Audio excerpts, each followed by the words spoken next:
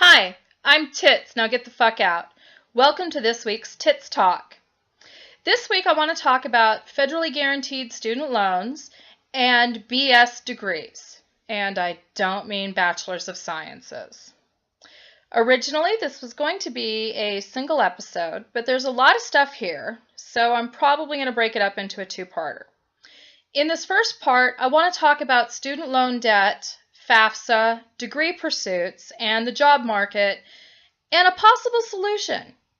In the second part, I'll be talking about loan forgiveness and how loan forgiveness could work in conjunction with the information I'm about to divulge here. Okay, so right now, all financial aid for college is backed by the federal government.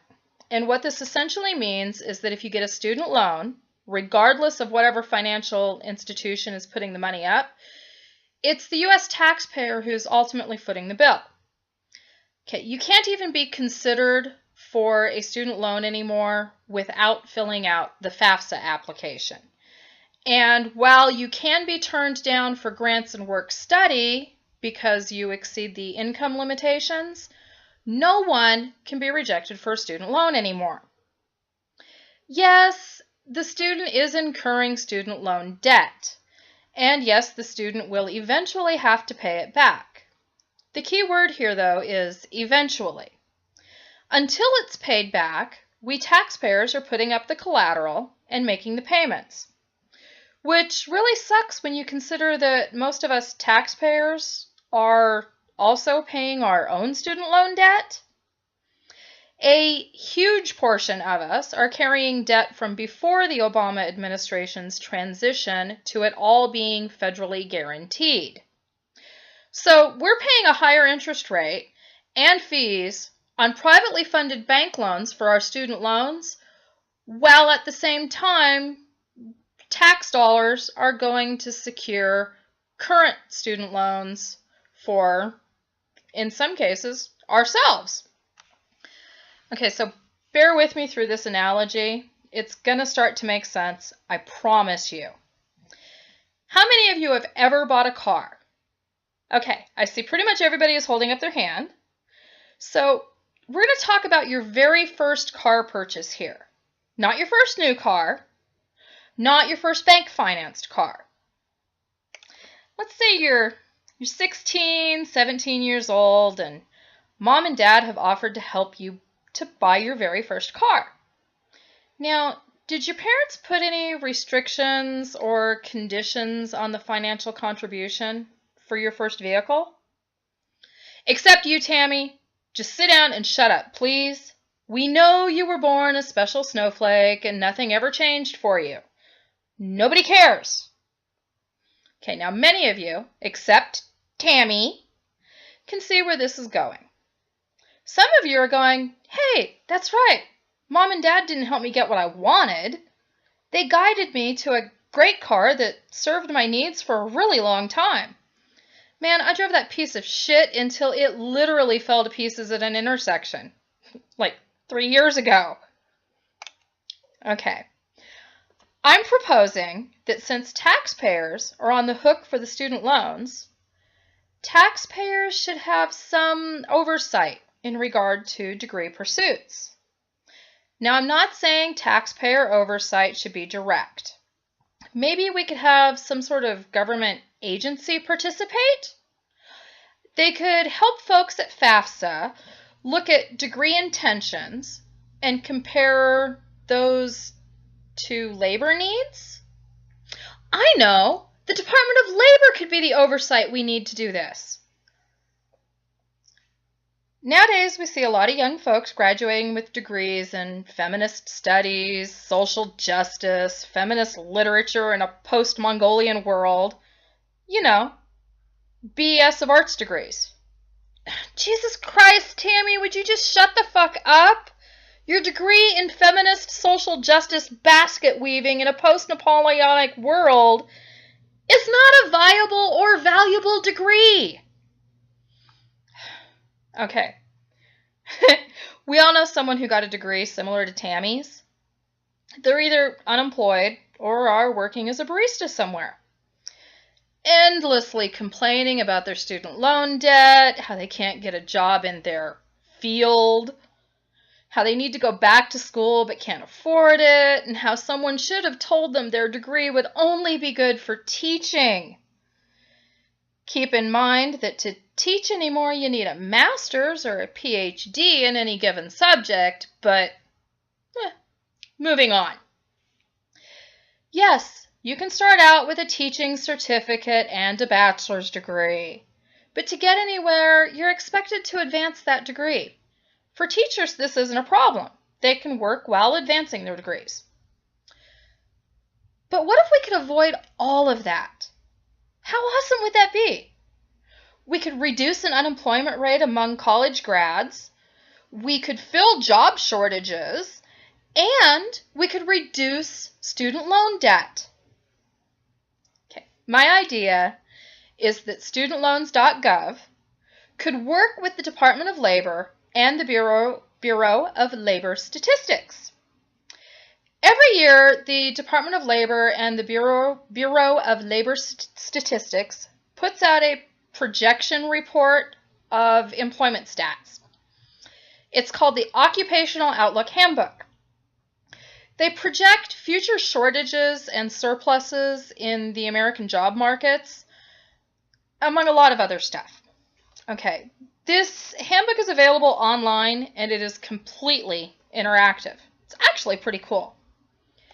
The information, combined with a new questionnaire on the FAFSA application, could go a long way to assist students in securing an education that would satisfy both their personal goals and the needs of employers. Now, I'm not suggesting that we tell kids who want a degree in art history to pound sand. I am suggesting that if they want to major in art history, they not receive as much in financial aid and be put in a position of putting more of their own skin in the game, so to speak. Or maybe they should change their majors to something more viable, like education. I mean, if we're projecting that there's going to be a shortage of educators. Now, someone out there just screamed something about my bliss. Hold on to that for a minute. I think it would be a good idea to open FAFSA up more for vocational and technical schools too. Not everyone's cut out for college, and college is not cut out for everyone. There are plenty of great paying jobs out there that require absolutely zero college. But VOTech would be a fantastic step up. Currently, we have a massive shortage in a number of fields that don't require a college degree. In the 2016 handbook, the Department of Labor is projecting a need of around 5,000 Boilermakers. True, it's only about a 9% increase in that field, but this job only requires a high school diploma or a GED and some apprenticeship. It's paying $55,000 to $75,000 a year. No college needed, no college debt. And you're getting paid while you're learning the job. Now the downside is you're going to get dirty. You're going to likely bust your knuckles open more than once. But no college, no student loan debt, and $55,000 to $75,000 a year starting out. Okay, it's just one example, but you really got to check out the site. I put the link below for it. There's just so much of these kind of jobs out there. Okay, so how would this idea work? Well, let's explore in more detail. Graphics for these ideas are hard to find, so enjoy these pictures of boobies while I explain. My suggestion is that a survey be added to the FAFSA application. The survey would be prepared by the Department of Labor. It should essentially be a list of jobs that have a projected shortage within the next 4 to 5 years. Each job choice should include a link that opens a window to more detailed information about that job. Now, this new window should tell the applicant the minimum education requirements, degree necessary to attain the job, minimum and maximum pay ranges for a new grad in the field, by region of the country where, the most need is projected to exist. Essentially, the link should just connect to the handbook's specific page for a selected career. The applicant could then check off boxes for the fields they find most interesting. Once the application is submitted, they should be given a chance to print out a class suggestion list. This list should be automatically saved to their personal file, and I'll come back to this. We all know that your first 2 to 2.5 years in college is spent knocking out prereqs, and thanks to the failure of most high schools, it actually takes about 3.5 years to complete a 2-year degree anymore. That being said, on your first 2 applications for FAFSA, you should be encouraged to check off as many boxes as you want. A suggested class list, it's going to continue to pop up, should automatically separate all general studies classes on one page and then add supplemental pages that should pop up for more specific job-related or degree-related courses. Now, the financial aid office at your school of choice will receive your aid award information, but they should also get this determination of your interests. Now here's the thing. Your college advisor is already supposed to be tracking your degree pursuits, and I just keep thinking that if the financial aid advisors and the student advisors worked more closely together and kind of shared this information, I think we could see a lot fewer baristas with philosophy degrees. Now, as students advance through school, FAFSA would ask them to continue to par down their selections. By year 3, they would be asked to limit their selections to like 5 choices. And by their final year, they would be asked to limit it to 2 choices, a major and a minor. Now, by this point, all of their prereqs should pretty much be filled, and they really should be working on degree pursuits exclusively. So narrowing it down to 2 choices for a major and a minor, pretty easy things to do. Okay, now their eligibility for financial aid at this point would be determined in no small way by their degree pursuit. If they select a major in education and a minor in feminist literature, eligibility would default to the Department of Labor projections. If we have too many teachers of general studies, then they should be denied or would be denied grants and loans. If we have too many feminist studies teachers, but a potential shortage of general studies teachers, then they should be approved for financial aid. Okay, I know this sounds harsh. Cue the crying and the tantrums. But it's really not. A student would be given annual chances to fine-tune their selections based on the changing landscape of employment projections.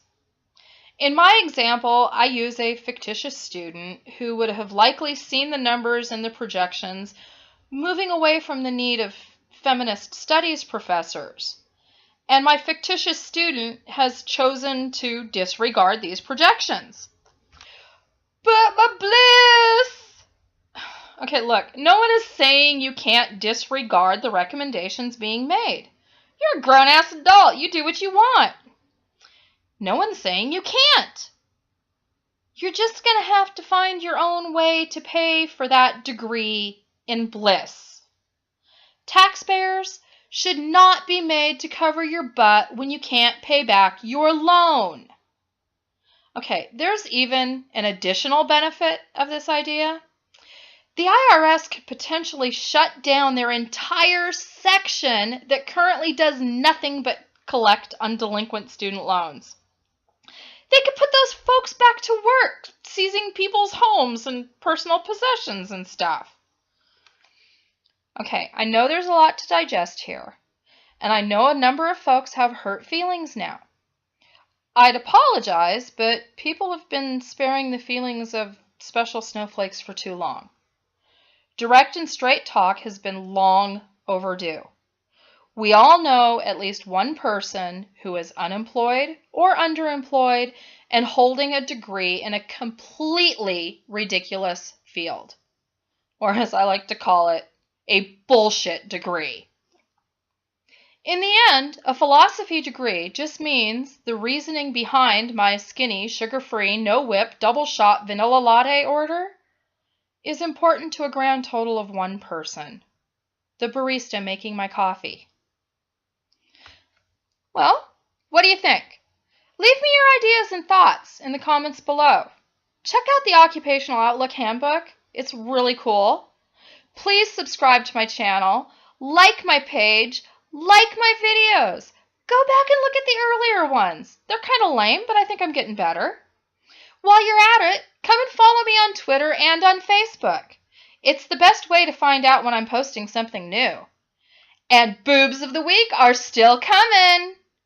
Thanks, folks. This is Tits. Now get the fuck out.